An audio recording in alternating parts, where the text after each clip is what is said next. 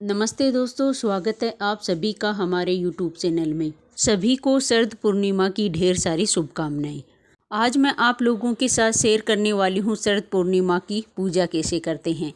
चलिए तो शुरू करते हैं। जिस जगह पर हम पूजा कर रहे हैं उसे साफ सुथरी कर लेंगे। यह पूजा आप अपने घर के मंदिर में भी कर सकते हैं। जहाँ पर हम पूजा कर रहे हैं वहाँ पर हम चौकी लगा लेंगे। उसके ऊपर हम पीले रंग का आसन बिछा देंगे। चावल का आसन देखकर हम भगवान विष्णु और माता लक्ष्मी जी की फोटो या मूर्ति जो भी है आपके पास वो हम विराजमान कर लेंगे। साथ में ही हमें चावल का आसन देखकर गणेश जी को विराजमान कर लेंगे। यदि आपके पास भगवान गणेश जी की मूर्ति या फोटो नहीं है तो आप सुपारी से भी गणेश जी बना सकते हैं। फिर हम चावल की सहायता से चंद्रमा की आकृति बना लेंगे।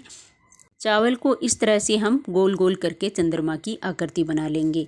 यह पूजा हमें शाम के समय में करनी होती। यदि आप चाहें तो यह पूजा आप अपने आंगन में, छत पर, जहां पर चंद्रमा के सीधे दर्शन हो वहां पर भी आप यह पूजा कर सकते हैं, या आप अपने मंदिर में भी यह पूजा कर सकते हैं।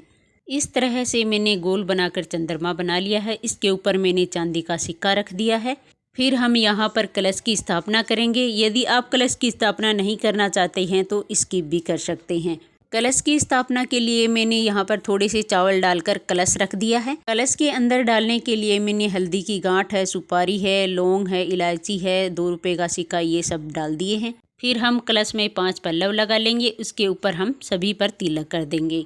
इस तरह से सभी पर तिलक करने के बाद हम कलश में डाल देंगे। फिर हम कलश के ढक्कन में चावल डालकर कलश के ऊपर रख देंगे। फिर हम कलश के ऊपर नारियल रख देंगे। नारियल का मुख हमें जो पूजा करता है उसकी तरफ रखना है। नारियल पर हम पहले कलावा बांध देंगे, फिर हम कलश के ऊपर रख देंगे।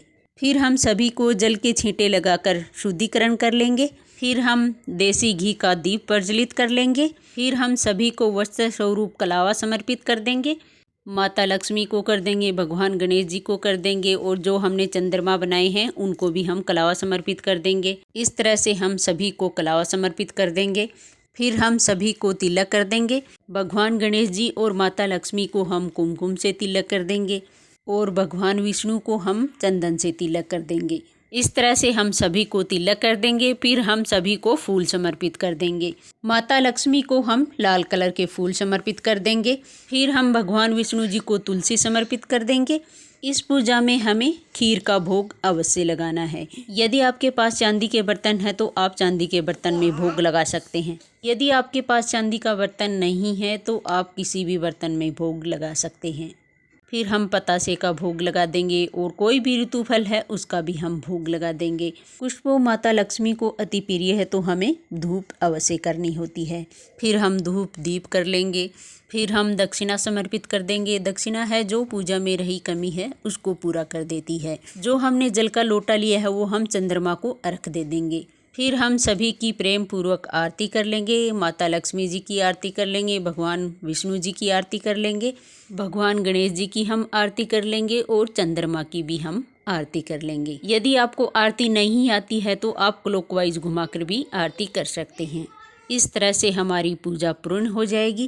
फिर हम हाथ जोड़कर माता लक्ष्मी और भगवान विष्णु जी से समय याचना कर लेंगे। फिर हम भगवान विष्णु और माता लक्ष्मी से हमारी मनोकामना के लिए प्रार्थना करेंगे। कहा जाता है कि इस दिन माता लक्ष्मी पृथ्वी पर भ्रमण करने के लिए आती है। इस दिन खीर बनाने का बहुत महत्व है। इस दिन हमें रात को खीर बनानी चाहिए और चंद्रमा की रोशनी में हमें रखना चाहिए। फिर हमें सुबह प्रसाद के रूप में सभी घर वालों में बांटकर खानी चाहिए। वह खीर अमृत के समान मानी जाती है। यह शरद पूर्णिमा की पूजा विधि का वीडियो आपको कैसा लगा कमेंट करके ज़रूर बताना। वीडियो अच्छी लगी तो वीडियो को लाइक, चैनल को सब्सक्राइब जरूर करें। धन्यवाद।